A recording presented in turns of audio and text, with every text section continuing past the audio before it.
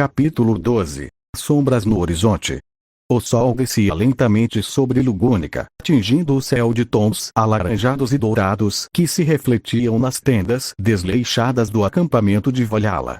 O ar carregava o aroma terroso de madeira queimada e ervas silvestres, misturado ao som distante de risadas e o crepitar de uma fogueira.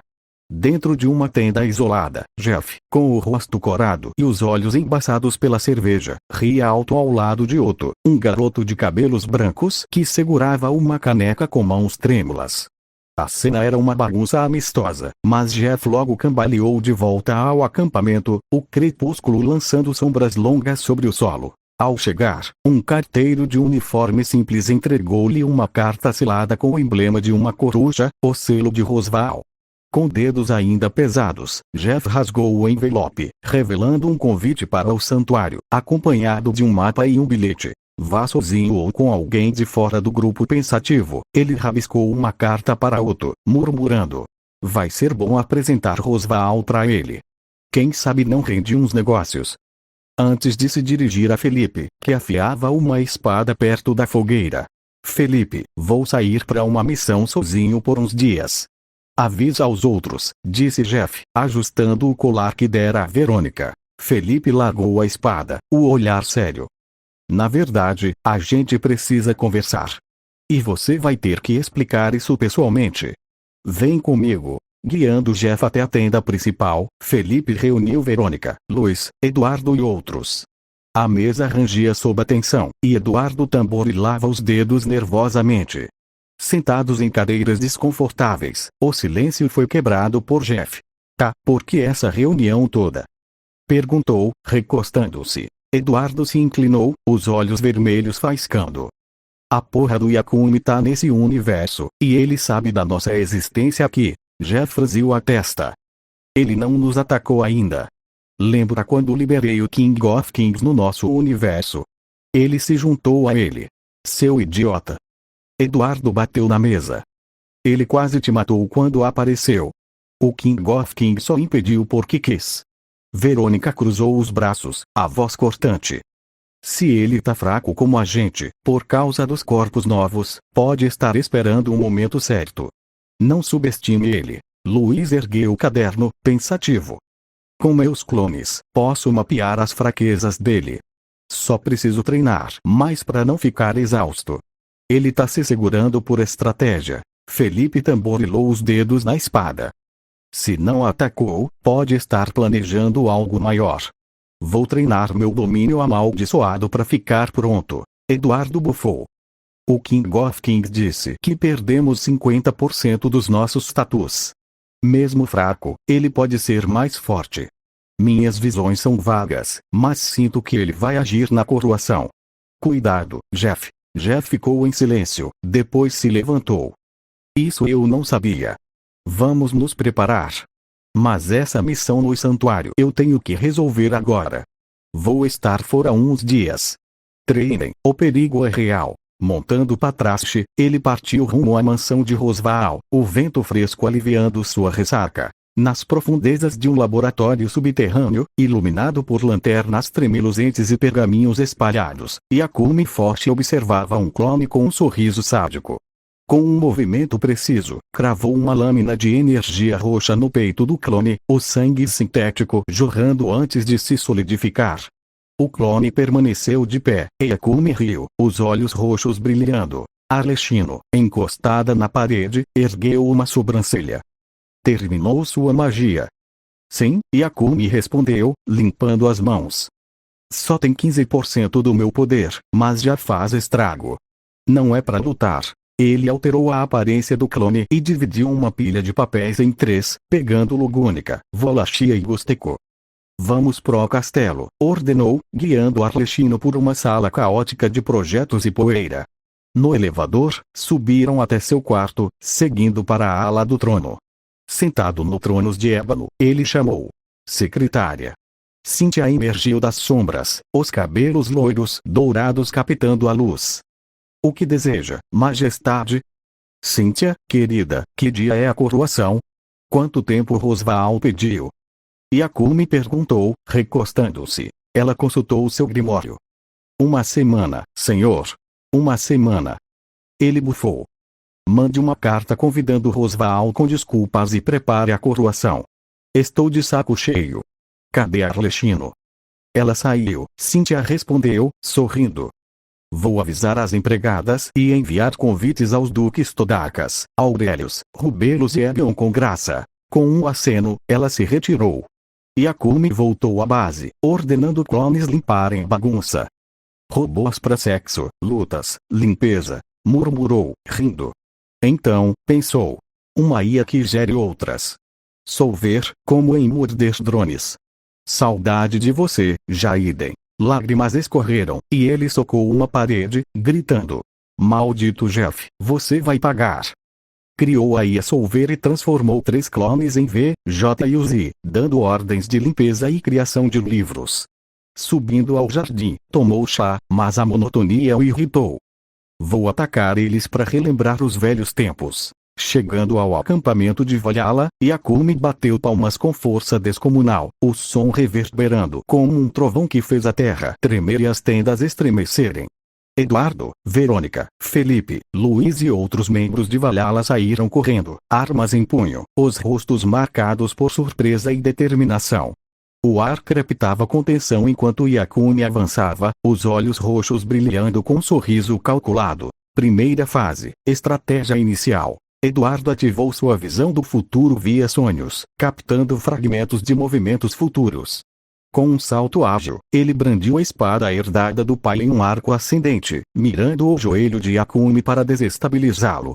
Yakumi, usando a radiação púrpura sóbria para analisar o padrão, girou o corpo e ergueu a foice amaldiçoada, desviando a lâmina com o cabo e contra-atacando como uma onda de telecinésia que ergueu Eduardo no ar. Eduardo, prevendo o golpe, girou a espada no ar, canalizando a vida suprema para criar uma barreira de energia divina que absorveu o impacto, caindo de pé com um sorriso tenso. Verônica, flutuando com suas asas douradas, conjurou uma luz protetora em forma de cúpula ao redor do grupo. Ela traçou runas no ar com os dedos, liberando uma chama celestial que desceu como uma chuva de meteoros dourados. Yakumi riu, girando a foice para canalizar energia de destruição em um escudo roxo que dissipou os meteoros, mas a explosão o forçou a recuar. Aproveitando, Verônica usou excelência absoluta para executar uma sequência de capoeira, girando com um chute que acertou o ombro de Yakumi, o impacto reverberando enquanto ele absorvia a energia com a corrupção vital, os veios negros pulsando mais intensamente. Segunda fase, coordenação tática. Felipe ativou o domínio amaldiçoado, o ar escurecendo enquanto traçava runas invisíveis. Uma lâmina de energia amaldiçoada serpenteou pelo chão, forçando Yakumi a saltar. Usando a Pro-X, Yakumi copiou parcialmente o domínio, criando uma esfera de energia roxa que explodiu perto de Felipe, mas este desviou com um salto lateral, conjurando um corte amaldiçoado que cortou o ar em direção ao peito de Yakumi. Este bloqueou com a foice, as faíscas voando, e retaliou com um golpe telecinético que ergueu detritos, lançando-os contra Felipe, que os cortou com precisão usando o bracelete de Jeff. Luiz, estrategista, invocou 2 clones com clonagem simbiótica, posicionando-os em flancos opostos. Um clone avançou como uma runa de amplificação improvisada, aumentando a velocidade de Verônica, enquanto o outro usou criatividade tântica para lançar uma rede de cordas trançadas, tentando imobilizar Yakumi. Este, com um sorriso, usou a telecinésia para rasgar a rede e esmagar o clone com uma rocha levitada, mas o segundo clone se infiltrou pelas costas, acertando um soco na base da espinha de Yakumi. O impacto o fez vacilar, e Luiz aproveitou para amplificar a energia de Eduardo, que avançou com um golpe de espada carregado de a vida suprema, forçando Yakumi a recuar com um grunhido. Terceira fase, contra-ataque mestre. Yakumi, impressionado, concentrou a Pro-X para analisar as fraquezas, detectando a dependência de Luiz nos clones. Ele liberou uma radiação púrpura em pulsos curtos, neutralizando a energia dos clones e os dissipando em pó negro. Luiz caiu de joelhos, ofegante, mas gritou para Verônica: "Use a ilusão." Ela ativou ilusão angelical, criando múltiplas cópias voadoras que cercaram Yakumi.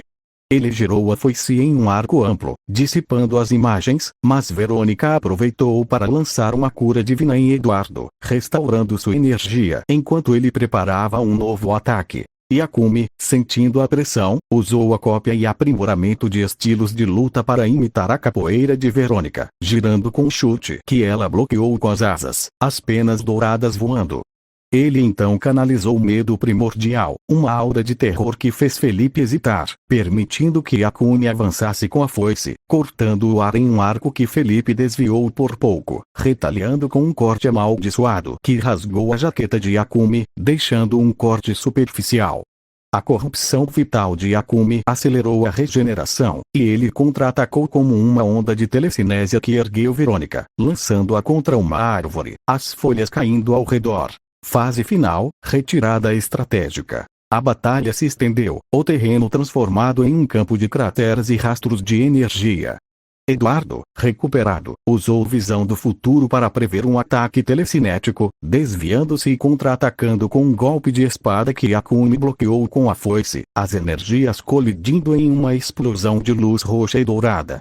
Verônica, voando alto, lançou uma chama celestial que Yakumi desviou com agilidade, usando a telecinésia para redirecionar os meteoros contra a luz, que se protegeu com um clone sacrificado. Yakumi parou, ofegante, notando a ausência de Jeff.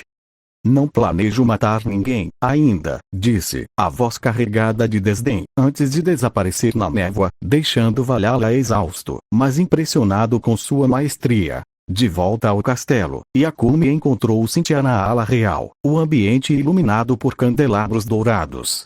O ar ficou denso como uma energia íntima quando ele a puxou para perto, as mãos deslizando com delicadeza pelos seios fartos, os dedos traçando círculos ao redor dos mamilos endurecidos. Cynthia arfou, um gemido baixo escapando de seus lábios cheios, o som reverberando nas paredes de pedra. Ele pressionou o corpo contra o dela, as mãos descendo para agarrar a bunda arredondada, apertando com firmeza enquanto a erguia contra a parede, as pernas dela envolvendo sua cintura com um movimento natural. Com um puxão lento, ele afastou a calcinha de tecido delicado, revelando a pele macia e úmida, e a penetrou com um movimento profundo, os quadris se movendo em um ritmo cadenciado. Cynthia gemeu alto, as unhas cravando-se nos ombros dele, o prazer intensificando-se enquanto ele a girava, deitando-a sobre uma mesa próxima. Ela o montou, os cabelos loiros caindo sobre o rosto enquanto ondulava os quadris, os seios balançando com cada movimento. Yakumi segurou-os, chupando um mamilo com avidez, os gemidos dela enquanto ele a guiava com as mãos firmes. Horas se passaram em um frenesi de paixão. Ele a virou de bruços, entrando por trás com força controlada, os quadris batendo contra a bunda dela, os gemidos se transformando em gritos abafados. Mudaram para uma posição de lado, as pernas de Cynthia levantadas sobre o ombro dele, permitindo penetrações mais profundas, o suor escorrendo por seus corpos entrelaçados. Contra a parede novamente, ele a levantou, as mãos sustentando as coxas tonificadas enquanto ela se agarrava, os movimentos acelerando até um clímax explosivo. Exaustos, colapsaram no tapete, os corpos musiquentes, o quarto envolto em uma quietude cálida enquanto adormeciam.